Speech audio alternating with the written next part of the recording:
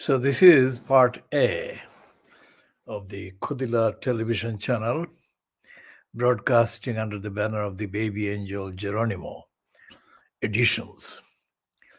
Only on the internet, not on satellite, not on terrestrial, and not on cable platforms.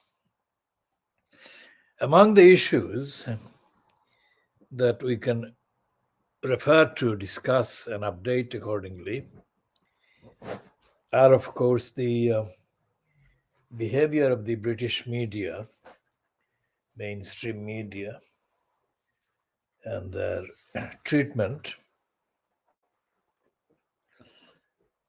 of the revelations, disclosures by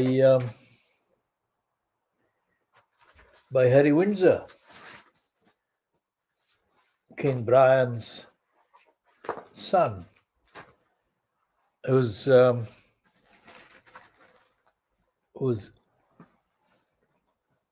claims are being reported, as he would say, in the distorted way by the press, by which he means the likes of the scum, the Murdoch. This is the only way that this can be showed. Camilla as the villain.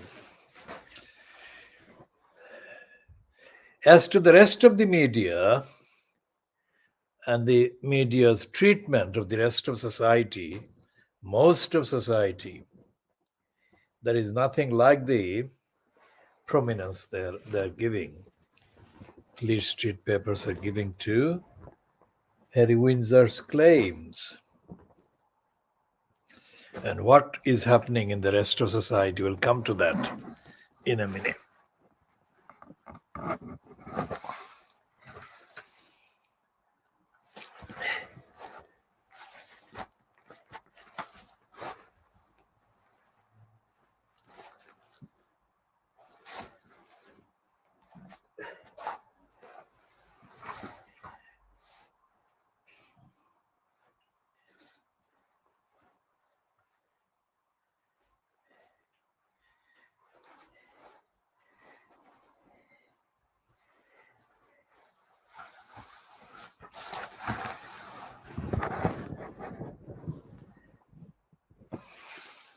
The rest of society, in the context of the United Kingdom, so called, of course, is evident in the behavior of the elected aspects, elected House of Commons, elected local councils.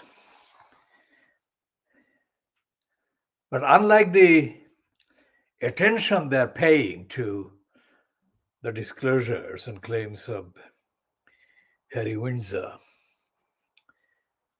they are not referring to their local councils or the local executive mayors, which are the impositions on 5 London councils. Croydon, the latest one. Lewisham was the second one. Newham was the first one. And Hackney and Tower Hamlets. So what is happening to the nearly 70 million people? Let's check how many people officially on the entry exist in the United Kingdom as at this time.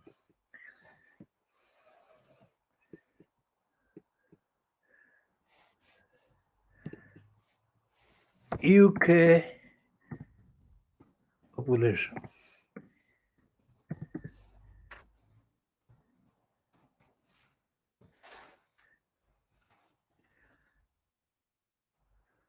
And this is the information that is provided by a website called Worldometer. It says 68,783,530 people as of Tuesday, January the 10th.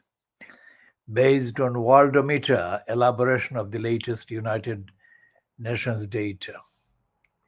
So even if it's 68 million, it's nearly 70 million. And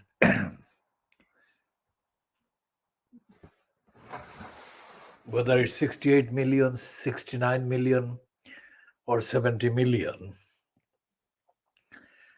almost, I would say, 99.9% of the population are being ignored by the media.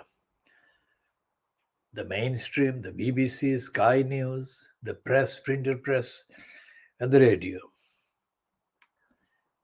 And as is the reality, every interaction between two people, or more than two people, involves aspects of disagreement, aspects of denials. So if you look at the local councils, take the example of Newham, or Tower Hamlets, or Hackney, or Lewisham, or Croydon, or Lambeth, or Haringey, or Birmingham, you can see that these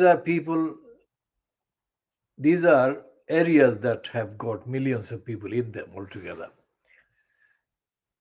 And millions of people, ordinary people, and thousands of employees and decision makers in the councils. What are they doing? These decisions are being made, but they're not being monitored, audited, examined. So, for example, when Newham Council was featured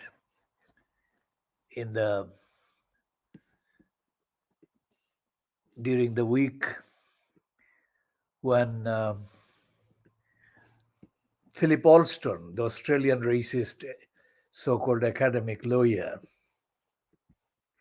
visited the United Kingdom, toured the United Kingdom in his overrated capacity as the poverty expert, extreme poverty and housing expert for the United Nations. Philip Alston, as we said at the time when he published his interim report on the 16th of November 2018, I think, is a typical racist liar. So the United Nations itself, the bureaucracy, is itself a racist bureaucracy. Most of the human rights commissioners, this, that, and the others, are mainly Western. There is nothing wrong in them being Western, except that the record of Western people, these people and their affiliations, the psychology, the cultural affiliations, their narratives, their agendas, show that they are still mentally imperialistic. So therefore, these people cannot be expected to have true, objective, independence attitude about the violations of human rights. In the case of the United Kingdom, let's say 70 million, 69 million, whatever. About 20 million of these people in the United Kingdom are in poverty or in low income, serious poverty, hardship. But the United Kingdom is rated as one of the 5th or 6th or 7th richest countries. Now, how do they spread the richness? They don't spread the richness. So in the agenda that is being promoted by the Conservatives on behalf of Keir Starmer, who is the Labour Party's political murderer, they're setting Starmer up as a Conservative, the next Conservative, because the credibility of the Conservatives to push the conservative agenda has been undermined by the conservatives' excesses and corruption. And Starmer has been created in order to finish the job of destroying the Labour Party.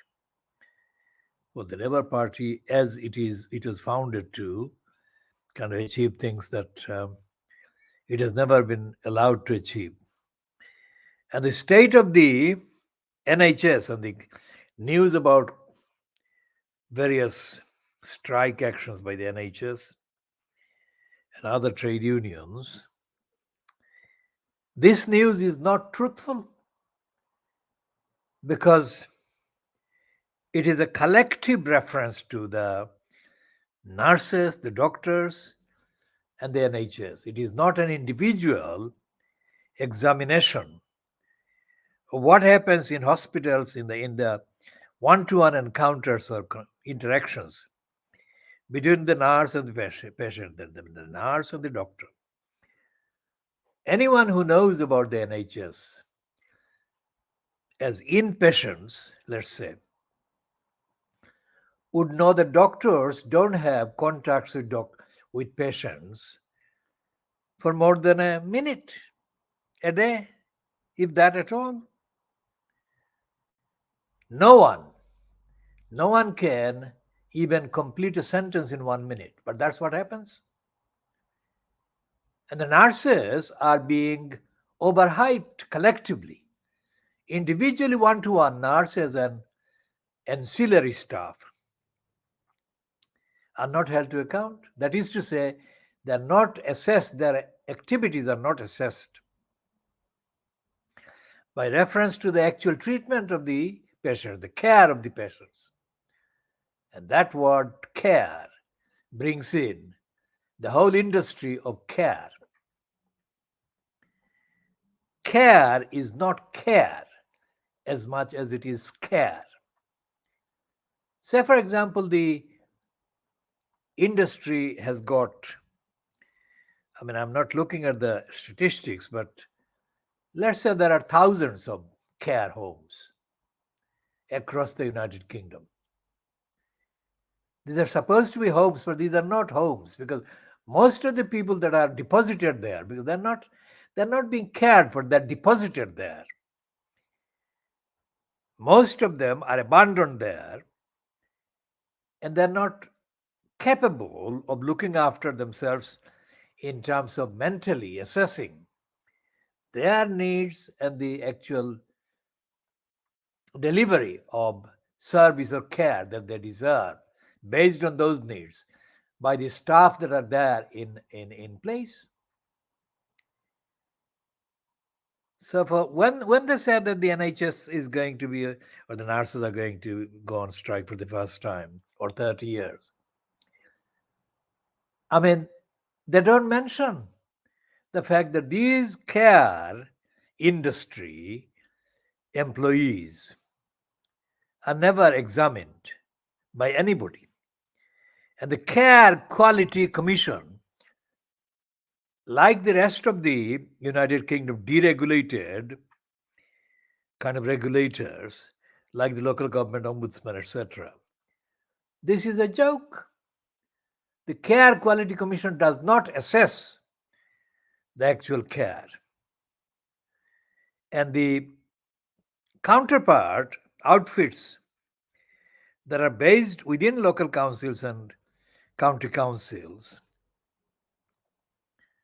are as bad, if not worse. So the United Kingdom is, laissez-faire, that is to say, leave them alone. Laissez-faire is in the extreme form in action in the United Kingdom, as we have seen in the targeting of baby angel Geronimo. By all counts and all criteria, baby angel Geronimo is innocent. Baby angel Geronimo is the most innocent, the healthiest baby angel Geronimo anywhere on the face of the earth. Yet they have harassed him, demonized him, libeled, defamed him, and lied about his state of health and lied about the risk he poses to other creatures, which was impossible because baby angel Geronimo has been living on his own in the open space, not in an area where other members of his species coexist with him. They do live nearby, but not with him, not in the space. That picture on the top right hand from the viewer's standpoint on the banner shows baby angel Geronimo running, enjoying his health. The most beautiful baby angel Geronimo ever. And yet he has been targeted. He has not been targeted by one source of attacks or one agency of the United Kingdom state. He has been targeted by every known conceivable agency. And the demonizing and lying and defamation of baby angel Geronimo have taken place with the complicity of the likes of the so-called independent aspects of the media, like the private lie, the midget Ian Pissoff, who is the editor, has been editor from the mid 1980s of the private lie, as he was chosen by Richard Ingrams, ridiculed baby angel Geronimo. And Nigel Lie's son, his son Dominic Lie's son, ridiculed baby angel Geronimo and mocked those who support and have expressed support for the baby angel Geronimo. And those criminals who make a career by claiming to be qualified animal scientists who have actually expressed any sympathy for baby angel Geronimo have done that hypocritically, dishonestly.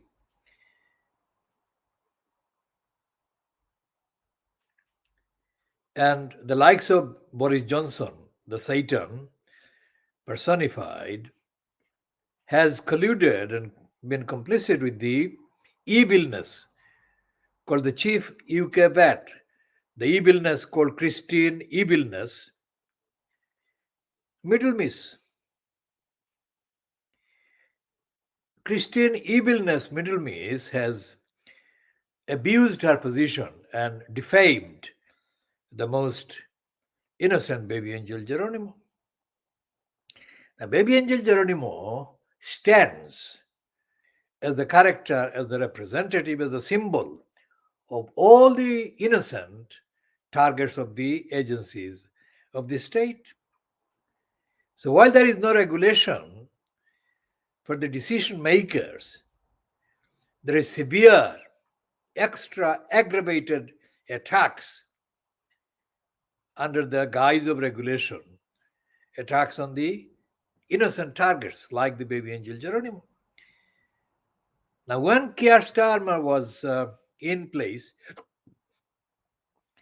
as the Director of Public Prosecutions in the United Kingdom from 5 years, from 2008 till 2013, Starmer knew that the DWP, that is supposed to be the Department for Work and Pensions, which is actually the deprivation, want, and poverty creation department of the United Kingdom state, was forcing people to commit suicide because those people who committed suicide had no other source of income and they were most vulnerable, and mental capacity was significantly absent to prevent them from taking their own lives, but they had no course other than to do that, which means that there was no care, support available for them. Now, this program is coming to you without any huge followers because we don't want followers. This is a standalone broadcast which should be treated like as a document rather than as a focus for attention by fans. And the document should be treated as based on facts.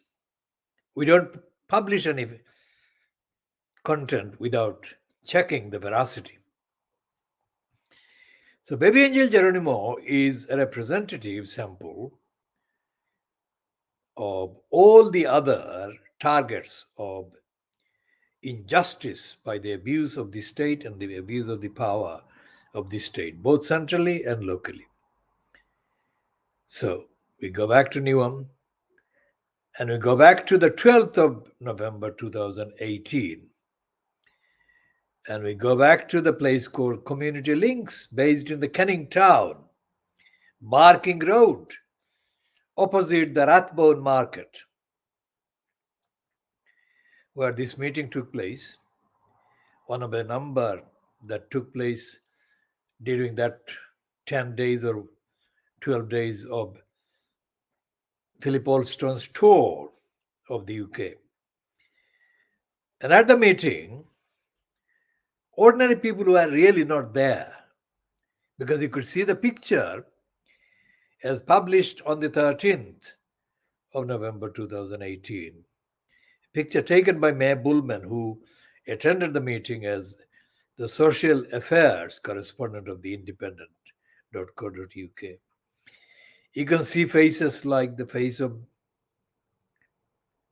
Lynn Brown, one of the two MPs for Newham constituencies. Now, when Lynn Brown stands in the House of Commons, or when she has had appearance in the House of Commons, she has strategically and selfishly and dishonestly latched on to topical issues that have had elements of compassion and tragedy and all the rest of it.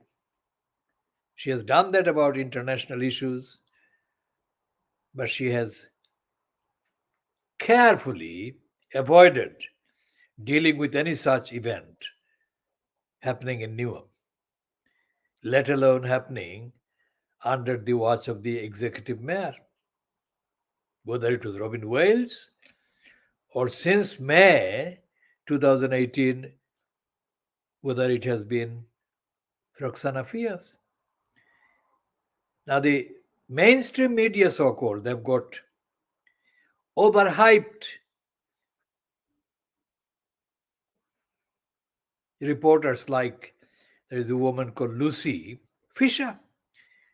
Lucy Fisher appears to be a very, very overhyped blonde, let's say one of the most overhyped blonde so called journalists. She was one of the praisers, one of the promoters in 2017 of the then still undecided candidature of Roxana Fias as the candidate for elected mayor, challenging Robin Wales as the Labour Party's candidate.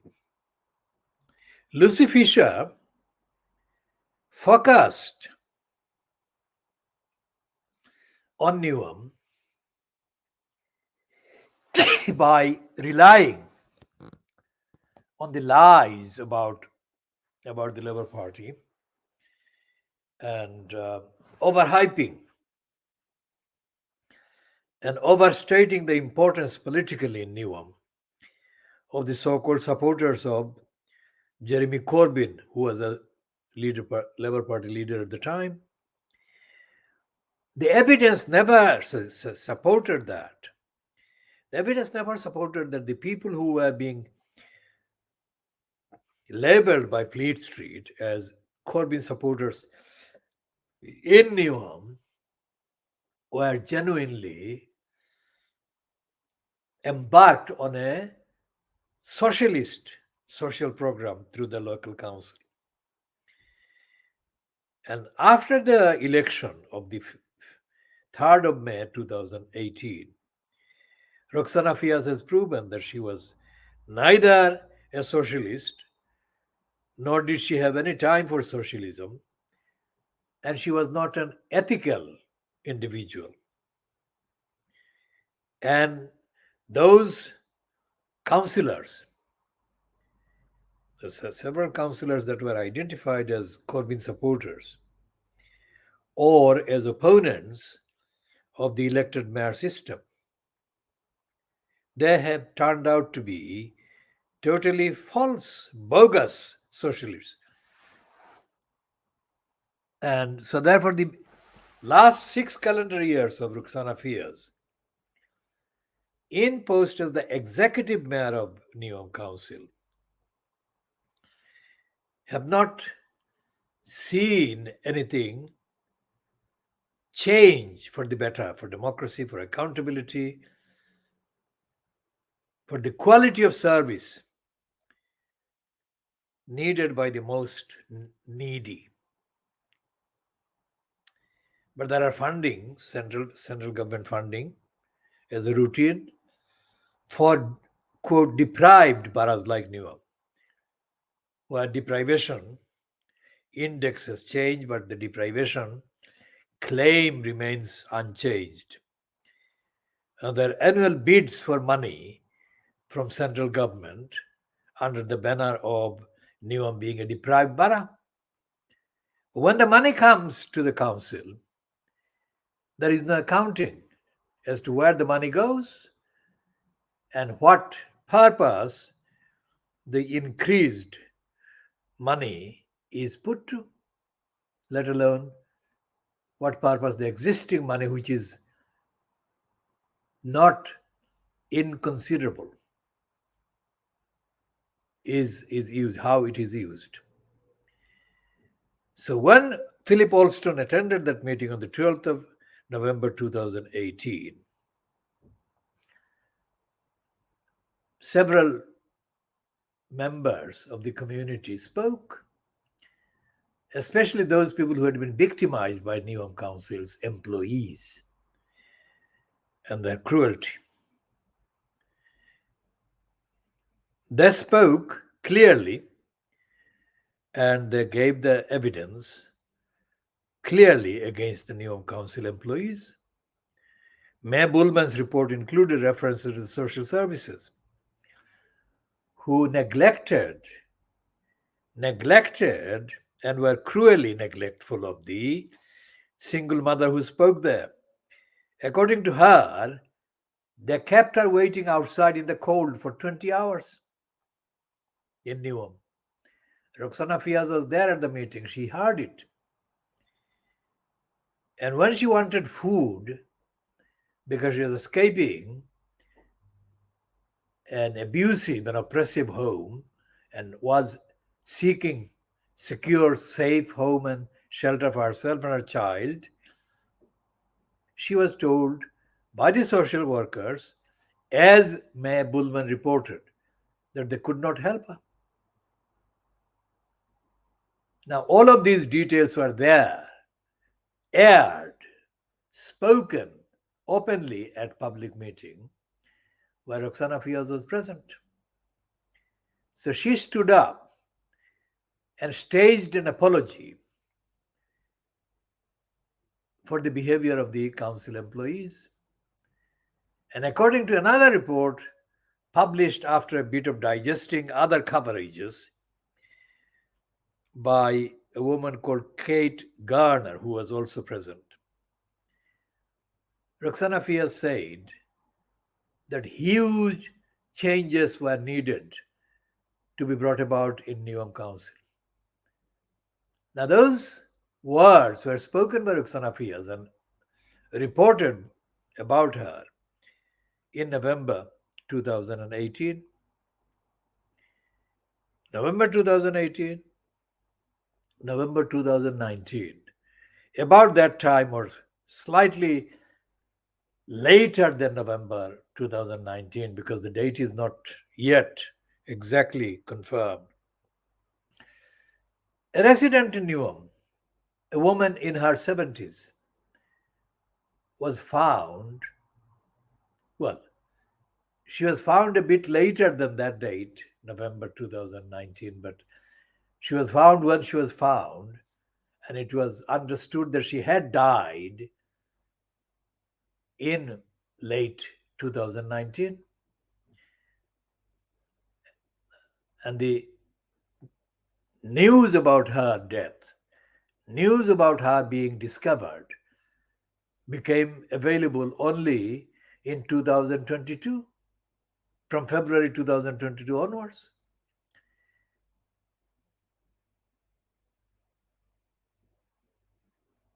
And she died in terrible circumstances of extreme neglect by Newham Council.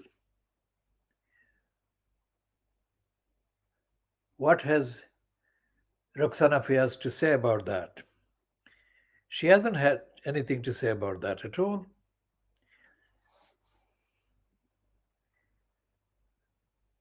So, if you extrapolate, that is to say, multiply cases of neglect by the local councils that are funded to provide care for people like the woman Lillian John Baptiste who died in Canning Town, if you extrapolate, multiply, and apply across the councils in England, let's say, you can find hundreds of thousands of cases of daily neglect by councils.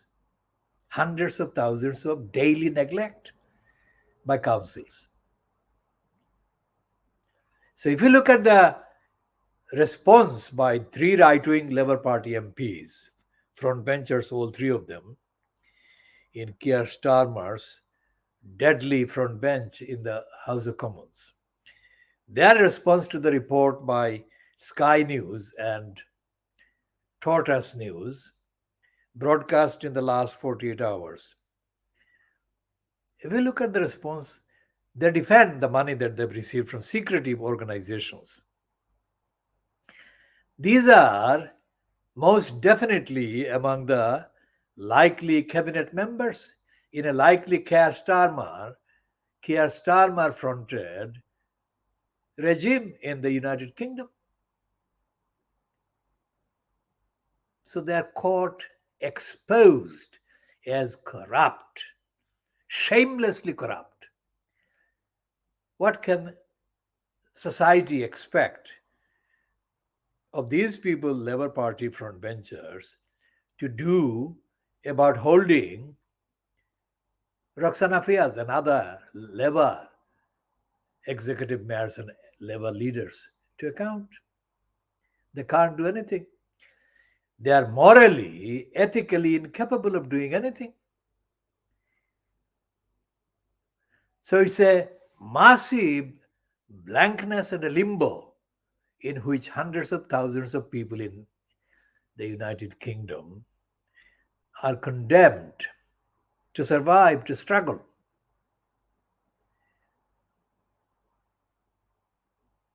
There is a thing called the Electoral Commission. The Electoral Commission, like the Care Quality Commission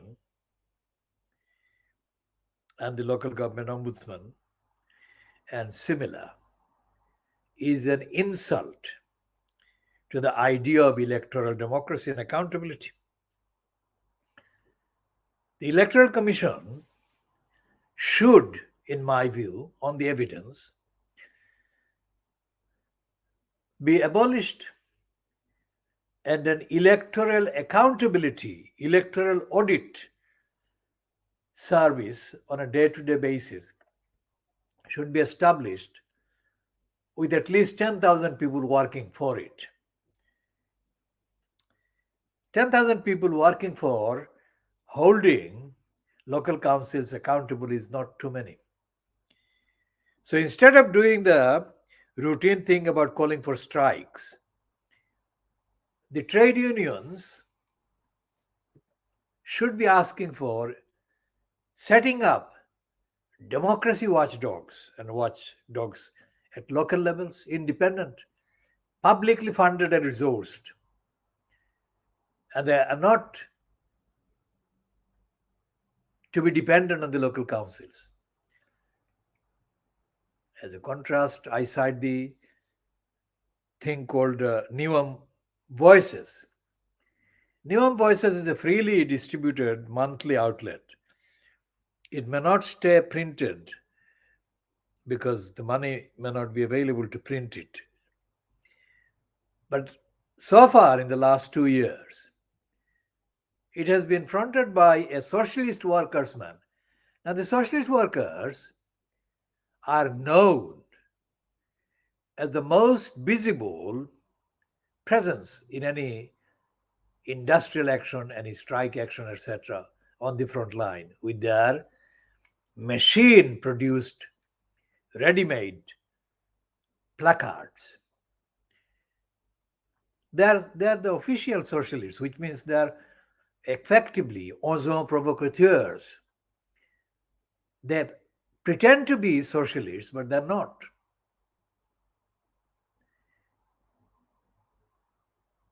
They actually undermine the real socialists who are in numbers far less visible. So this socialist worker, I mean, he may have ceased to become a socialist worker or ceased being a socialist worker. Adrian White, whom I first met in 1981 at the East End News, that was an attempt to publish an alternative to the local East London idiotizer. Now, if Adrian White has ceased to be an SWP member, I cannot say, but he may or may not remain an active SWP member. At that time in 1981, he was an SWP member. And along with him, there was this Communist Party woman called Zelda Curtis, absolutely racist criminal liar. Zelda Curtis, Adrian White, Mike Jamshed, the racist, and Jack Eccleston, the NUJ left secretary. These are the people behind the NUJ's claimed attempt to publish this East End News, which collapsed. When the GLC funding, I think, was not forthcoming in the way that they expected.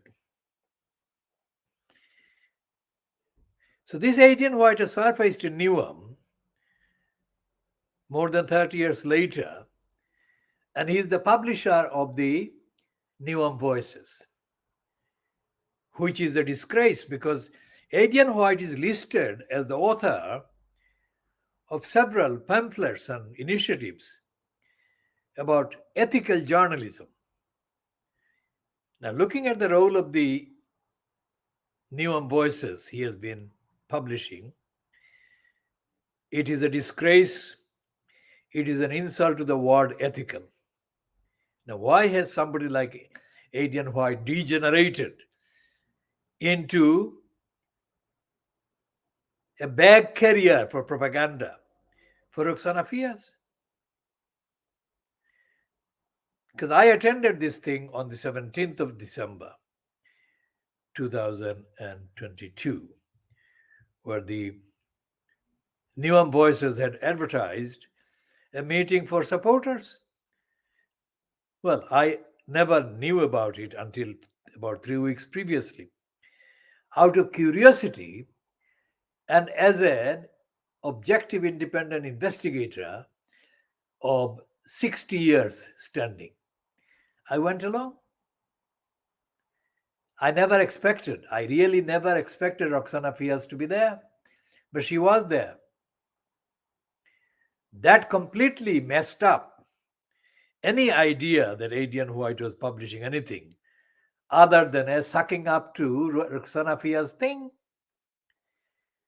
It became even worse when Roxana Fias was asked to distribute bogus certificates for members or supporters of the Indian White Neon Voices. So there was nothing. The headlines, the headline in the latest edition, which is published after that event, the headline in the Neon Voices is a contradiction, and a contemptible contradiction, because it celebrates something that Roxana Fiaz has been given credit for, which she does not deserve credit for, on the facts about housing. But inside the story, there are people quoted and reported in the same piece condemning Roxana Fiaz and Neom Council for lying, misleading. So, what on earth is Adrian White doing there? The answer is not a mystery. The entire British left, in my knowledge, my experience of decades, the entire British left in the whole of the United Kingdom is corrupt, is racist, is festering in residual imperialism. And Adrian White, when I invited him in 1981 to visit the Montefiore Center and attend a meeting of local members of the community, Adrian White made a racist remark.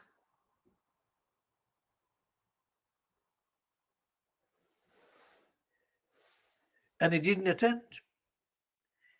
And in his spiel on the 17th of December 2022, Adrian White said that he didn't want to publish in the Newham Voices news about grim activities in Newham. What the fuck is he doing these voices for then? Newham, by anyone's definition, has been populated by a significant number of people who are in poverty, in deprivation, and victims of discrimination on a day-to-day basis. What are they supposed to have in their day-to-day experiences except grimness? And if their experiences are being suppressed by Adrian White, then what the fuck is the meaning of the ethics in his journalism, so-called? Now remember, Adrian White is not a kind of new name. He has been a name known in the so-called careerist journalism. For more than 10 years, he was in the International Federation of Journalists in Brussels as a career executive. And in that capacity, he issued all kinds of spiels allegedly about journalism and journalistic standards and freedom. He's an anti-Muslim because he went to Turkey or traveled the area, and he focused on Turkey as being a violator of freedom of speech and journalists. Notice what he missed out. What is the place? He didn't have any mentionable, concern for Palestine and how the Palestinians were being deprived and denied. And most certainly not about the Arabs, not about the Iraqis, not about the Taliban. Remember the Taliban? It's Harry who has brought out the references back to the four. He said that he murdered 25 Afghans. Harry would not have made up. If he had not done that, he would not have said that. So that's the That's the kind of clue as to how many ordinary Afghans were murdered by the British, the Americans, and anyone else that was there under their cover.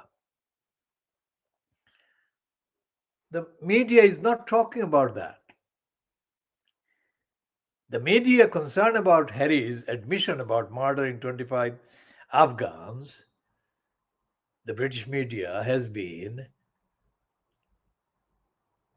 to exclaim, to express surprise. Why has he said that? None of us, the others who did the same, have ever said that. That's the surprise. That's their criticism. So I tell Imran Khan next door in Pakistan, next door to Afghanistan, that you should get yourself properly briefed about the facts of Britain. Your fantasy Britain doesn't exist. I mean, Imran Khan was a cricketer and an attender of a college in Oxford. Not a very good place to find out about Britain. So when Imran Khan says that Boris Johnson was ousted because there was rule of law in Britain, Imran Khan could not be more wrong, factually. Boris Johnson wasn't ousted because of rule of law, Imran Khan. There is no rule of law in Britain. Imran Khan should know that Boris Johnson was ousted by the internal uncertainty in the Conservative Party because the discredit that Boris Johnson's behavior brought to the name of the Conservatives was too much. Too much because ordinary people, even those who were prone to support the Conservatives electorally, were not able to justify the behavior of Boris Johnson. So Boris Johnson was not ousted because of due process in any case. Due process didn't come in. He played about 24 games. Every time something was said to be about to be kind of investigated, he spun something. And the media colluded, and there is no sign of any intervention by any due process, any rule of law. The book that the Australian racist Geoffrey Robertson, also known as a distinguished barrister, the racist Geoffrey Robertson has written a book, another book. He has written several books as a career licensed lawyer. He has written a book about lawfare, meaning that the freedom of journalists to do the journalism is being undermined by the British legal system, by the British laws. Now, Geoffrey Robertson is a liar. This is not something that is happening only for the first time. This has been the case forever. And there has been no freedom of speech in Britain, no right to free speech at all, even now. British society has been for, let's say, more than 1,000 years. British society has been a corrupt, racist, dishonestly controlled society.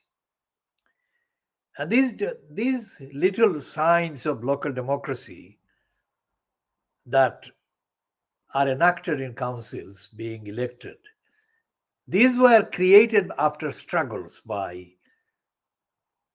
determined brands of people who wanted democracy. But these achievements are being fucked up, completely fucked up and denied and condemned by the behavior of the likes of Rukhsana Fiaz. She has no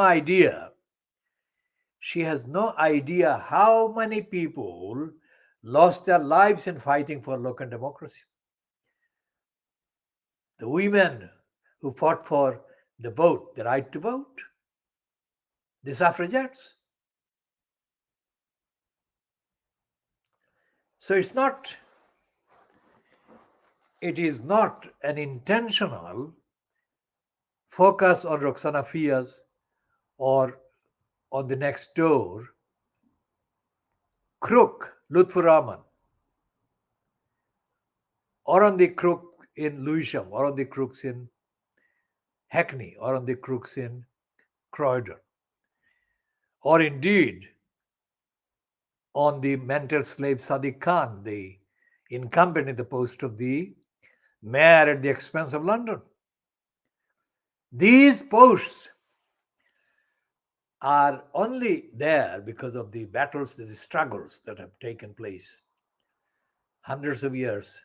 Over hundreds of years in Britain, in England, ordinary people have sacrificed their lives fighting for the right to vote, for the right to have a say, right to have equality. Ordinary people like the popular councillors more than 100 years ago in Poplar, which is now in Tar Hamlets, and has got the Tar Hamlets has no sign, no semblance, no signature, no recognition of the heroic, brilliant sacrifice made by those councillors who actually went to jail.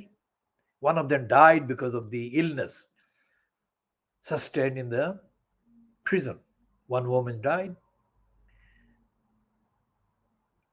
And in the behavior of Tar Hamlets Labour Party, there is no recognition of those Labour councillors, mainly Labour councillors, not all of them, but mainly Labour councillors of 100 years ago. There is nothing comparable to the sacrifices of the popular councillors anywhere in the rest of England. Nowhere. These people, these councillors marched from Poplar all the way to the Royal Courts of Justice, where they were tried and they were sent to prison for democracy, for holding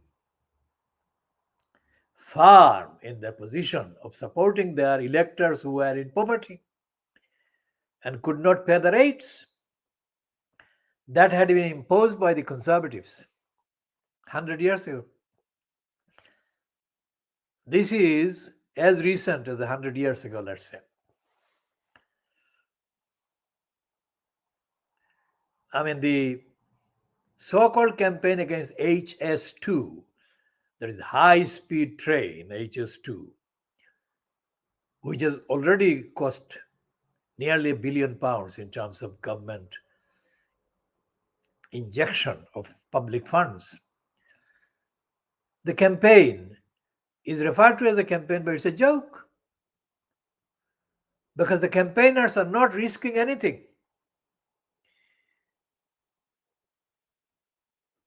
Similarly, those who talk about local democracy, talk about the elected mayor and the first woman Muslim mayor, like Lucy Fisher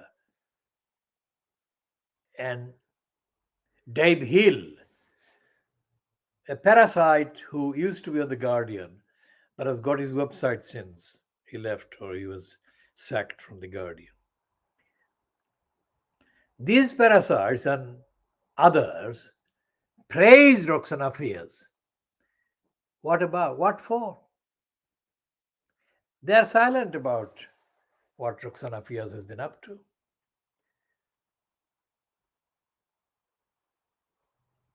And she only recognizes any criticism coming from white people.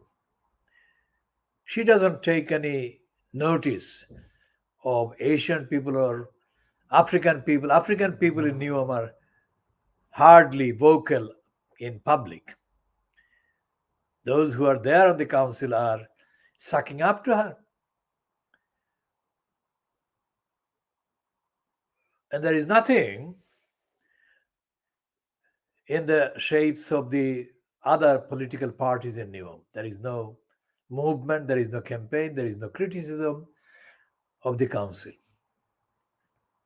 So, how many people are being neglected? Like Lillian John Baptiste was being neglected by Neom Council is not known because there is no information available and there is no newspaper, there is no journalism. Adrian White is sucking up to Roxana Fias. The piece that he ran during 2022 about Lillian John Baptiste didn't even raise the question of what the council was doing. When I attempted on 17th of December 2022 by verbal comment at the meeting, when I attempted to give an overall idea about Neom's disastrous behavior, about five or six individuals, all supporters of Adrian White, verbally stopped me. That is how desperate and how bad they are. So when you hear, or when anyone hears about crimes being committed by young people in Neom, or in Tower Hamlets, or in Lambeth, or in Haringey, or in Sadak, you have to think about how the individual young people get into the mental kind of frame of murdering one another. Often, their friends or their acquaintances, somebody like them, who encourages them to have that mental frame, who tells them that it is okay to murder one another. How does it happen? In Neom, there are about, well, I'm not looking at the list, but there are about at least 10 public libraries, so called. None of them has the newspapers. Well, it's not just Neom. I went to Westminster Library and I asked if they keep the. I went there on a Saturday, so I asked if they had the Financial Times. I was told that they had stopped taking the newspapers years ago. So there is no source of public information and there is no even basic access to public information. It's like, what do you call it? It's the dark age in London and dark age in the countryside.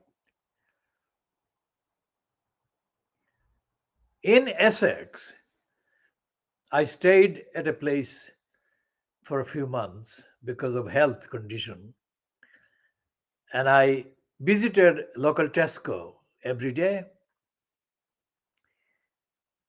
And when I started the visit, the Tesco store used to have newspapers displayed at the entrance on 3 or 4 shelves. Suddenly the newspapers disappeared. I couldn't discover why they moved the newspaper shelves. But I can imagine that they might have been influenced by me because I not only bought the newspapers, I also took pictures sometimes of the shelves so that more than one newspaper could be seen on the pictures of the day. I think they were trying to prevent the likes of me from taking a look at the papers with the camera. Whatever the motive, it was not evident that customers other than me had even noticed that disappearance of the papers.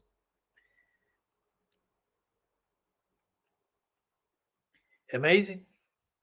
So, this is Dark Age England. Imran Khan should take note because this is darkness, no rule of law. And if Imran Khan actually understood the operation of the licensed law traders in England, I say England to mean United Kingdom because the English demography is the largest component of the United Kingdom demography. And it controls most things. The High Court, the Supreme Court, so called now, previously it used to be the House of Lords Judicial Committee, which is now called the Supreme Court, and the district courts, local county courts, magistrates' courts. In decades of my experience with these courts and the licensed law traders, I can assert that they are at least 500 years behind the times. The judges are ignorant. Most licensed law traders are ignorant. So ignorant, in fact, that I have defeated many of the licensed law traders in many cases. Not necessarily fought in the courtroom as such, but legal contests and legal challenges that I have represented and I'm still representing. I have defeated most what used to be called QCs, now KCs, King's Councils, and the solicitors and others. They're ignorant, they're ill read, and they are total strangers to the image of human rights lawyers that were depicted or created in the immediate aftermath of the end of the so-called Second World War, when the Nuremberg trial took place and the beginnings of the founding of the United Nations were being evident. With the passage of time, despite the fact that there are many international treaties, agreements, declarations, charters, the UK legal rights atmosphere is in the dark ages.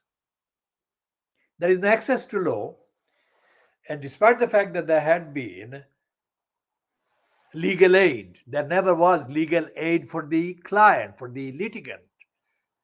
The legal aid was always meant for the licensed law traders to get the money by citing their appearance on behalf of the litigant. So it was not a legal aid at all. It was lawyers' robbery and lawyers' looting.